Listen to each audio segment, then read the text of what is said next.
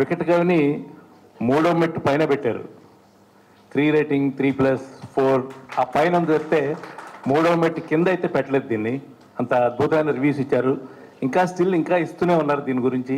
అంటే కొంతమంది లేట్గా చూస్తుంటారు. జనరల్గా నా ఫ్రెండ్స్ చాలామందికి నేను దాదాపు నాకు ఒక 10,000 కాంటాక్ట్స్ ఉన్నాయి వాట్సాప్లో. వాళ్ళందరికీ నేను బ్రాడ్కాస్ట్ లిస్ట్లో ఇది పంపించాను అనమాట.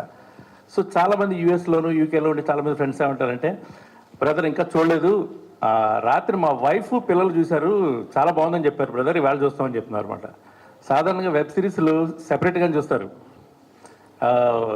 ఫ్యామిలీ మొత్తం కలిసి చూసే పరిస్థితి తక్కువ ఉంటుంది వెబ్ సిరీస్లు చూసేటప్పుడు. ఎందుకంటే సడన్గా ఏ సీన్ వస్తుందో, ఏ బూత్ మాట వస్తుందో మనం ఎక్స్పెక్ట్ చేయలేం. ఏదో బూత్ మాట వస్తే వాడు కొడుకు అడుగుతాడు, నాన్న దాని అర్థం ఏంటని, వీడికి ఖచ్చితంగా ఎక్స్ప్లెయిన్ చేయాలి దానికి. సో ఫస్ట్ టైం అలాంటివి ఏమీ లేకుండా ఒక క్లీన్ ఫ్యామిలీ ఎంటర్టైనర్గా, అంటే మొత్తం కుటుంబం మొత్తం కలిసి చూసే సినిమా